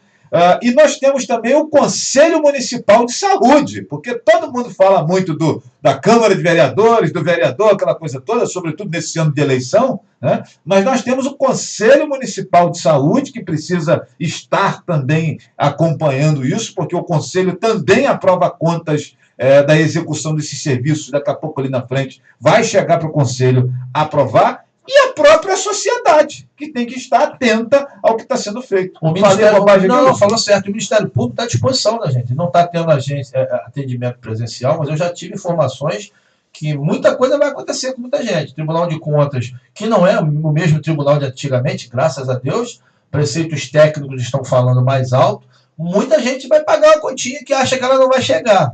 Eu, particularmente, sou a favor de todos os contratos serem auditados no final. Todas as prefeituras do governo do Estado têm que auditar tudo. Só para citar um exemplo, digamos que a Prefeitura de Rio Bonito comprou um lote de 100 caixas de luva estéreo, né, para o trabalho, e cada caixa custou R$ 20. Aí daqui a pouco chega lá, a prefeitura de Tanguá comprou a 8. Opa! Esquisito isso, né? A não ser que seja uma luva muito diferente, Não é nós mesmo? estamos falando de mais de 100%. Não é isso? Então, Claro. assim, então são essas questões, minha gente, que vai pegar. Então, As próprias empresas, né? Você viu escândalos agora em outros municípios aí, de empresas de fundo de quintal fazendo venda de 8, 10 milhões. Como é que você justifica? Você viu no Rio Grande do Norte, os caras investiram, não sei se foi 3 milhões de reais em material explicativo do que era o coronavírus. Isso eu pego na minha rede social, em 5 minutos eu preparo e mando para todo mundo. pode né? me contratar por muito menos. Não que eu faço precisa bem pagar os feito. 3 milhões. Então está na cara, em casos como esse, que no mínimo, Tem sacanagem. no né? mínimo favorecimento. No Tem mínimo. sacanagem, não pode ser. E aí, Luciano, eu queria que você falasse sobre esse papel fiscalizador do vereador nessa situação. Eu sei que você é um vereador atuante, né? Inclusive recebe aí algumas críticas e alguns ventos contra por conta de um posicionamento mais firme, de estar utilizando rede social, né, via público, né? Fica prejudicada essa fiscalização por conta do decreto de calamidade? Como é que você está vendo essa situação? Como fiscalizar? Aproveite esse ano eleitoral e nos dê para nós novatos, nós pré-candidatos novatos, qual é a postura do vereador atuante nesse papel de fiscalizar sem atrapalhar os trabalhos também, porque tem isso, às vezes o cara se mete a fiscalizar, daqui a pouco ele faz um pedido de informação e faz uma denúncia, e aí atravanca e atrasa o processo, que precisa ser rápido, porque o vírus está circulando, não dá para parar 15 dias ali por conta de um trâmite, por conta de um prazo regimental, tem essas questões também. Então, como fiscalizar sem atrapalhar a celeridade que a gente precisa para esse processo? Você, com seus 4 mandatos de vereador, como é que você faz isso, Luciano? Como é que é isso? Primeiro, deixa eu voltar um pouquinho, Flávio. A gente tem um grande problema. Eu não vou falar normalmente de Rio Bonito, porque eu não conheço a estrutura. Não, mas assim... Mas você vai entender. A estrutura básica... Não. Eu vou voltar, você vai entender por que eu estou falando. Só para colocar, para a galera de casa entender, a estrutura básica que está sendo preparada pelos municípios, ela é orientada por uma resolução estadual. Cada município recebeu recursos diferentes, mas o protocolar está dentro daquela resolução e todo mundo tem que seguir, só para... Não, sim, mas o que eu vou dizer não é isso. Veja só, deixa eu voltar um pouco para você entender. Os poderes são independentes e harmoniosos. Só que existe uma perversidade que normalmente quem chefia um poder, quem vai para a presidência de uma Câmara, não consegue entender. Ele vira presidente da Câmara e ele usa daquela presidência para que ele mantenha o reinado dele o maior tempo possível. Eu fui presidente da Câmara por 2 vezes. Tive uma felicidade muito grande, que quando eu comecei a mudar a minha estrutura, e você testemunhou isso lá, Flávio, eu peguei a maior queda de arrecadação da história. Eu comecei a criar cargos para os gabinetes dos vereadores. Cargos que os vereadores teriam, independente do presidente da Câmara. Fez o concurso, né? Não, fiz o concurso, mas independente do concurso, eu digo o seguinte: se eu tenho um dinheiro para contratações, ao invés do presidente fazer a contratação e resolver para onde vai, os gabinetes teriam profissionais, teriam contratados por conta do presidente de cada vereador. Né? A nomeação sairia do gabinete. Você podia ser inimigo do presidente da Câmara, que você teria aqueles cargos. Acabou que a gente teve que voltar atrás. Em grandes câmaras... Acontece no Congresso, né? Exatamente. O que acontece nos municípios como Tanguá? A única coisa que o vereador tem de verdade é um assessor. Ele ganha um mandato, vereador em Tanguá. Você que é pré-candidato em Tanguá, tu vai ganhar a eleição. Você vai chegar no dia 1º de janeiro, você só tem uma coisa, que é sua, você não precisa negociar. Um assessor. Só. Que hoje ganha R$ 1.800. Isso é seu. Você pode não gostar do prefeito, ele não gostar de você. Você pode não gostar do presidente da Câmara, ele não gostar de você, ele não pode tirar isso. O resto é tudo moeda de negociação. Então, o que acontece? Você vai, esqueçam a negociata. Vamos pensar em negociação como algo positivo. Você faz um avanço, você tem um projeto, uma bandeira no meio ambiente, você leva um correligionário seu e consegue botar ele no governo, você é um aliado do governo, e você vai fazendo. Né? Você tem uma relação boa com o presidente da Câmara, o presidente, não, eu tenho aqui 2 cargos comissionados, um aqui vai atender o teu gabinete, vai ser tua secretária, esse concursado vai ser cedido. O que acontece quando você começa a mostrar independência? Se essa independência sua não for pautada com um plano muito estratégico de respeito ao teu mandato, você começa a perder esses espaços.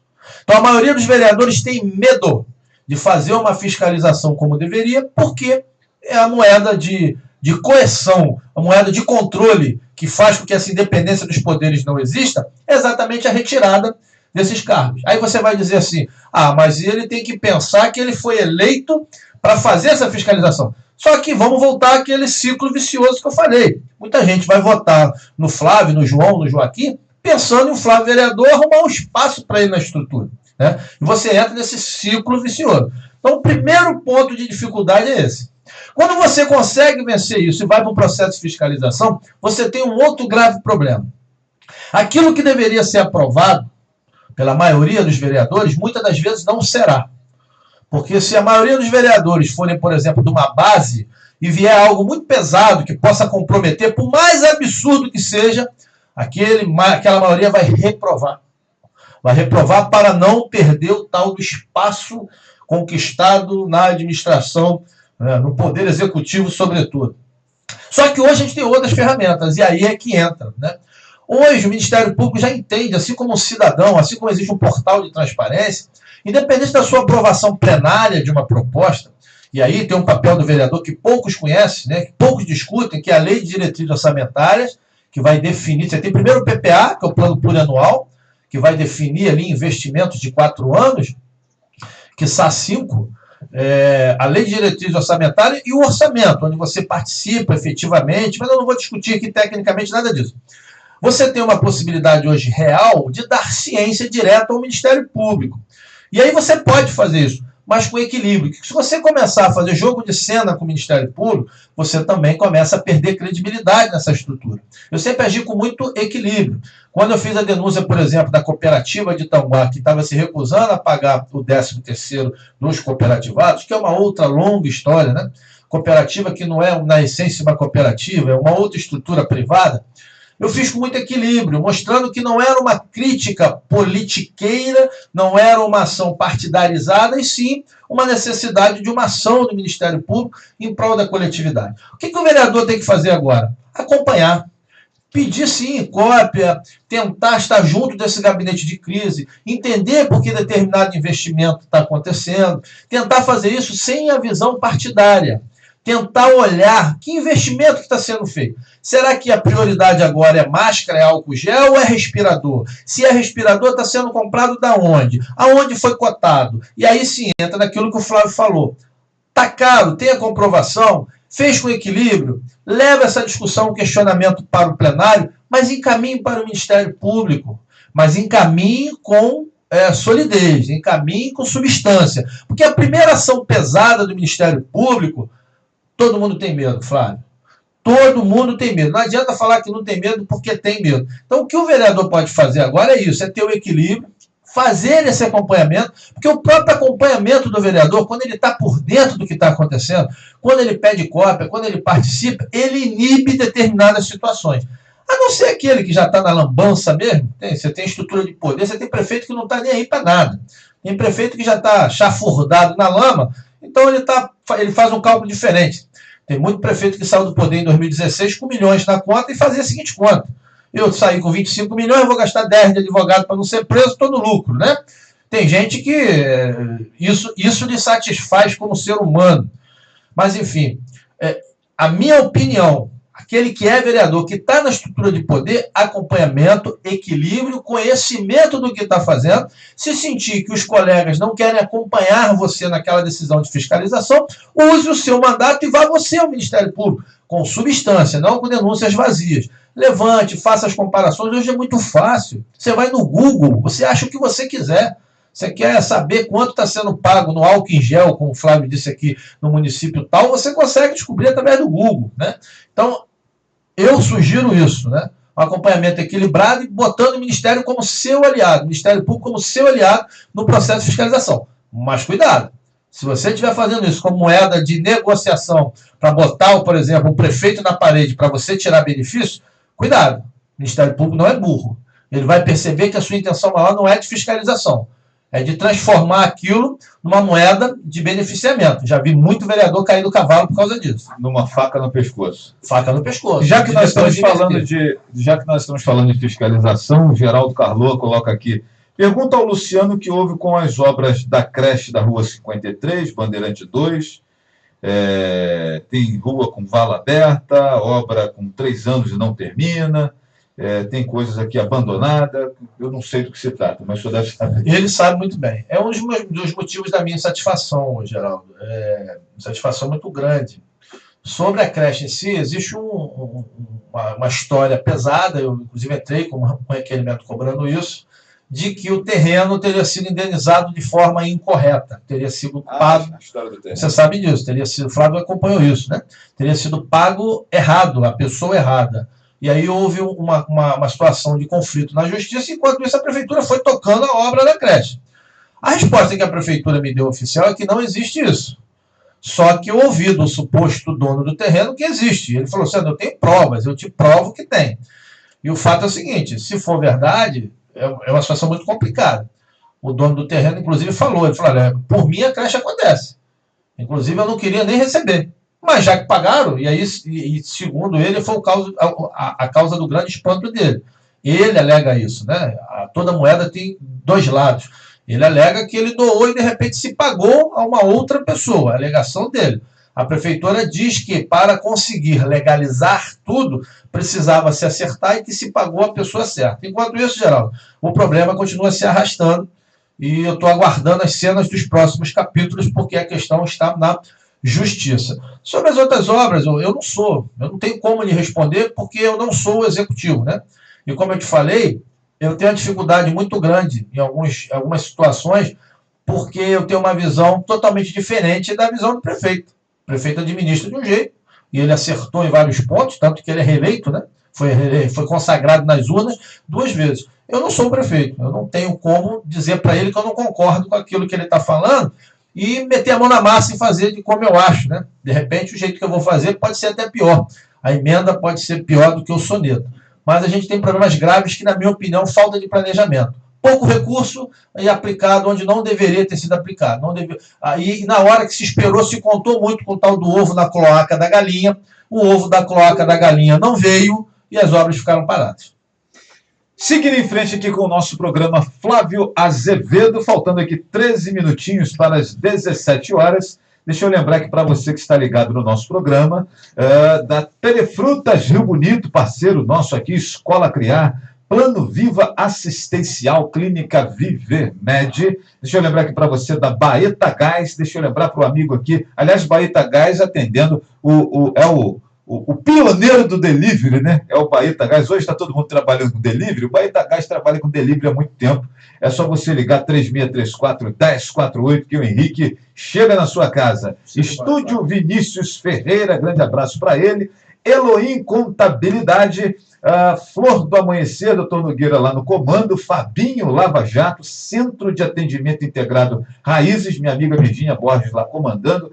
AB Barbearia, meu amigo Anderson Barreto, Drogarias Viva Mais e Delícias da Bahia, né? Então, faltando aí agora 12 minutinhos, né? Recebendo aqui o vereador de Tanguá, Luciano Lúcio.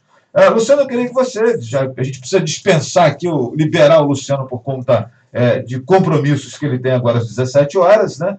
Eu queria que o senhor fizesse aí um balanço sobre as eleições de 2020. Tem até uma pergunta interessante aqui de uma das pessoas que está aqui acompanhando a nossa conversa. Ele pede aqui para o senhor pensar aí num perfil, né? Deixa eu encontrar aqui a fala dele. Qual seria o melhor perfil para gerenciar o município de Tanguá na sua concepção, né? E faça essa leitura, já se despedindo aí dos nossos ouvintes. Foi um prazer grande recebê-lo aqui mais uma vez. É sempre enriquecedor para todos nós conversar com o senhor. Flávio, pergunta boa, né? Polêmica, né? Pergunta, quem é que fez essa pergunta? Eu estou tentando aqui achar o nome dele. Inteligente, pergunta inteligente, daquela que a gente tem que tomar até um susto quando ela chega, né? Assim, primeiramente, independência na tomada de ações.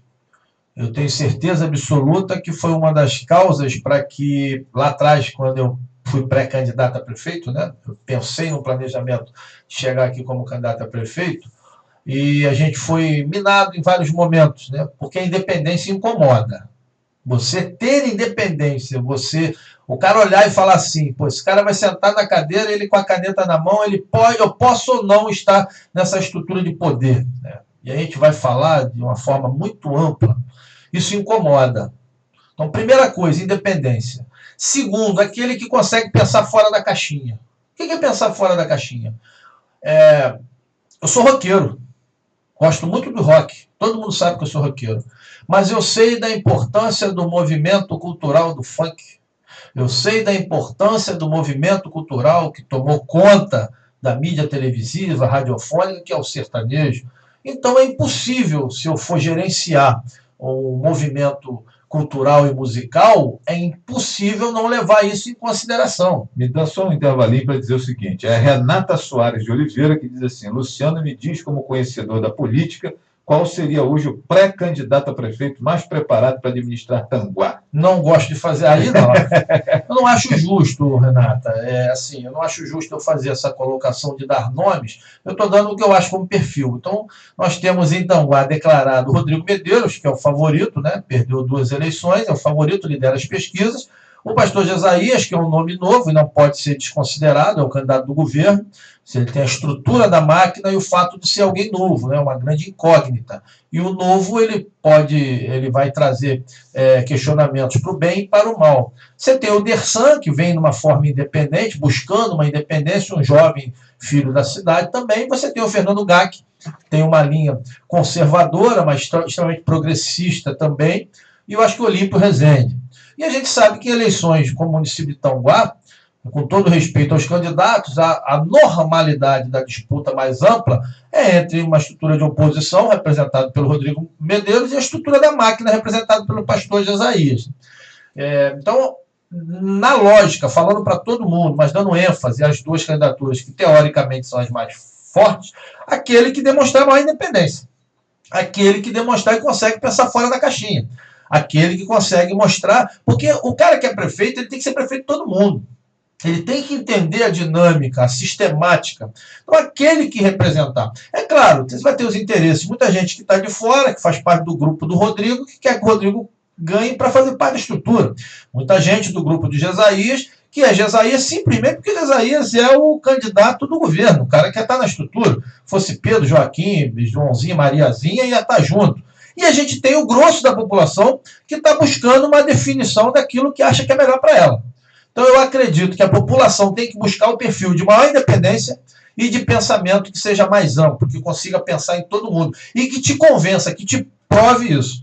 Eu acho que se eu fosse o candidato a prefeito, vocês podem ter certeza que a minha ação ia ser de independência, mostrando para todo mundo o meu tamanho da independência e de pensar fora da caixinha. Independente da minha religião, do meu gosto musical, é entender a religião de todos, o gosto musical de todos, né? Para dar um exemplo superficial, mais direto. Acho que é isso, Flávio. Luciano, eu quero agradecer a sua presença aqui, sua visita, seja bem-vindo sempre. E um abraço, sorte na caminhada. Obrigado igualmente, Flávio. Você sabe que a gente tem aqui uma admiração mútua e todo mundo sabe disso, o que não significa que a gente concorde o tempo todo um com o outro, que isso é a maior besteira do mundo, né? E eu costumo dizer, tem um monte de gente dizendo que não gosta do Big Brother. E todo mundo está assistindo Big Brother, quase todo mundo. Você não tem o que fazer, você está em casa, a briga final tá legal, eu estou assistindo lá, que minha esposa, é um jeito de eu socializar com a minha esposa também, né? Então a gente fica ali discutindo as estratégias, né? E eu vejo muito isso aí, eu vou dar um exemplo do Big Brother, né? Uns questionamentos, eu não posso votar na minha amiga, né? Eu falo, peraí, que negócio de não votar na minha amiga? Aquilo ali é um jogo, você vai continuar amigo, mas vai votar para ir para o paredão que você tem que eliminar, porque só um ganha, né? E, claro, que a gente não vai chegar nesse ponto de eliminar, né? A gente não vai eliminar um ou outro, mas muitas das vezes tem aquele pensamento que você não absorve e aquele que você elimina, você continua gostando da pessoa, mas você elimina aquele pensamento porque você vê que não é aquilo que condiz com aquilo que você acredita. Eu acho que o mais importante, Flávio, é a gente ouvir o outro. Nossa sociedade perdeu essa capacidade. Todo mundo é mestre de tudo e ninguém quer ouvir o outro, né? Se o Flávio pensa diferente de mim, eu já crio um bloqueio. E aí eu vou ensinar para quem quer fazer com o outro, que o outro te escute, uma técnica que papai me ensinou. Papai, que é um operário, um homem de construção civil, mas que uma vez ele falou para mim, filho, se alguém chegar para você, esse telefone que está na minha mão aqui, que cor é ele, Flávio? Isso é preto, né?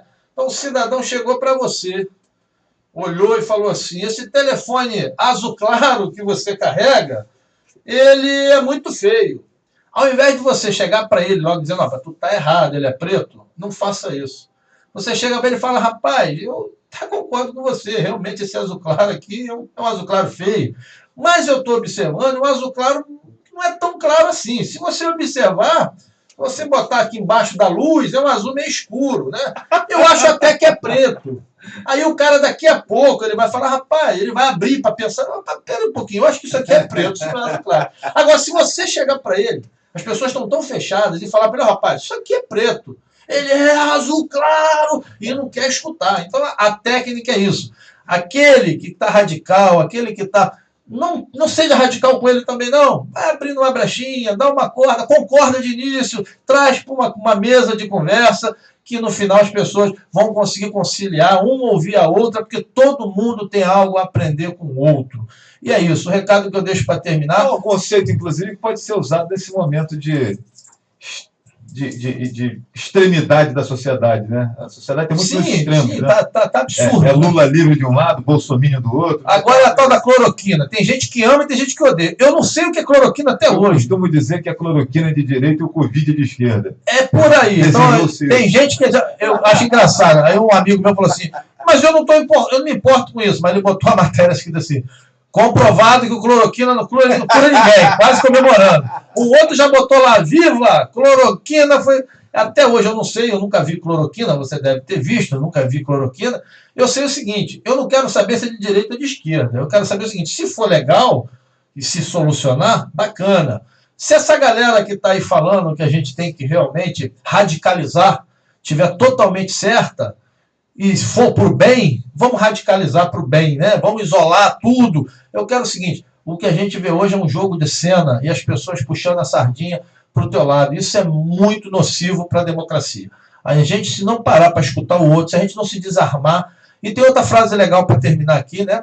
Nunca julgue uma ideia pela pessoa que a emite. Você pode até não gostar daquela pessoa, mas escuta o que ela está falando. O fato de você não gostar dela não significa que a ideia que vem dela não é boa. E hoje a gente está julgando as ideias pelo emissor, pelaquela pessoa que às vezes a gente não gosta e você julga a ideia pela pessoa. É isso, Flávio. Bom, Luciano, obrigado, meu irmão. Valeu. Você está liberado. Luciano tem os compromissos dele. Obrigado, Luciano. Seja bem-vindo sempre. Tchau, galera. E valeu. Eu quero agradecer os amigos que estão nos acompanhando. Só para finalizar essa história que o Luciano nos trouxe, né? Vale lembrar que a cloroquina ela deriva de um arbusto aqui da América do Sul, chamado quina, que lá nos anos 1500, 1600, inclusive, incas, maias e astecas utilizavam esse produto chamado quina para curar infecções, febres, etc. Não tinha nem coronavírus naquele tempo. O pajé receitava logo a tal quina, e inclusive tem a história de uma princesa, uma rainha da Espanha, que veio para a América do Sul, ficou muito mal aqui, porque não conhecia o clima, foi picada por um mosquito e tal, alguma coisa no campo da malária, e ela tomou lá o tal do chá de quina e ficou boa. E esse príncipe, que era o marido da mulher, o irmão, alguma coisa assim, ficou muito grato aos povos maias, incas e astecas. Tem isso é histórico, né? Tá, minha gente? E essa quina que curou essa princesa é muito usada na Amazônia, contra a malária, contra uma série de infecções. Assim como nós usamos aqui no Rio de Janeiro o chá de laranja da terra contra a gripe, é muito natural no norte e nos países ali, nos demais países aqui da América do Sul, Colômbia, Peru, onde estavam inseridos os incas mais astecas, o chá da quina para combater febres, gripes e resfriados de maneira geral. Com vocês, Flávio Google Azevedo. Fui. Valeu, Luciano. Então, gente, é isso, né? E deixar essa cultura geral aqui para você que está aí ligado no nosso programa Flávio Azevedo, né, moçada que está nos prestigiando e nos acompanhando aí. Pessoal, eu vou ficando por aqui também, agradecendo aqui a sua visita, agradecendo a sua audiência, agradecendo a sua companhia. Muito obrigado pelo carinho aí de todos, né? Muito obrigado aí por cada um estar nos acompanhando sempre, e nós vamos finalizando então aqui o nosso programa Flávio Azevedo. Valeu, minha gente. o meu amigo Júlio César Drummond, está aqui ligado na gente aqui, todos os amigos que nos acompanharam.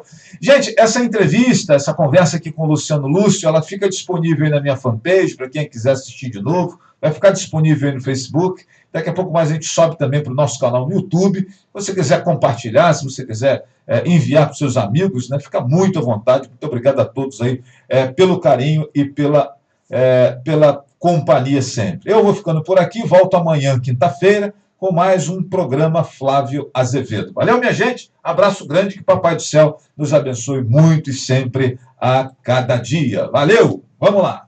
A Rádio Jornal 1340 AM Leste Fluminense apresentou programa Flávio Azevedo.